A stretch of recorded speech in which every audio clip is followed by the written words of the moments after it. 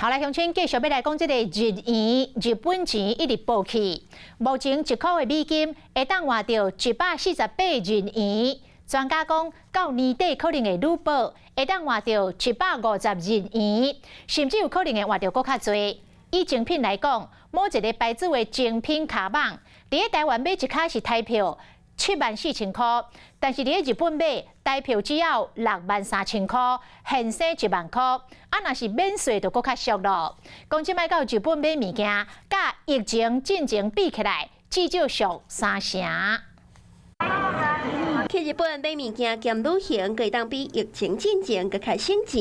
日本钱一直落，目前1块的美金会当换到148块日本钱。专家估计年底可能当换到150块日本钱，无伫卡日本钱上低可以当落到155到160块。是明年会去哦，已经定好了有这么想，看什么好就买什么，能够买就都买回来了。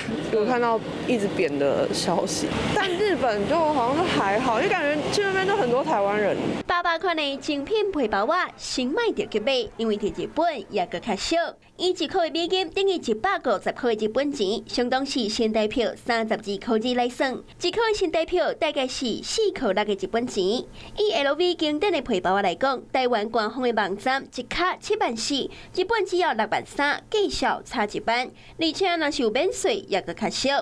那最近强滚的 iPhone 15，伫台湾买要特别3万块，日本的计销来到2万6，可以当省3000。像是我们去日本会买的药妆啊、电器用品啊、日常的使用的东西，这些其实你感觉上都会非常便宜。那国际精品的话，有时候会因为他们有在控这个国际的物价，因为他们很多还是跟这个买断的方式跟国际进口的，所以他们有时候那个价格会调整的比较频繁。有3、4年没来日本的这个情况之下，你会感觉至少是便宜的3成左右吧。伫日本安怎买安怎俗，因为日本钱是一直在变薄。虽然飞日本的机票无降价，也搁伫当地买物件为钱袋啊认钱的时阵，民众也是会当感受到小小的幸福。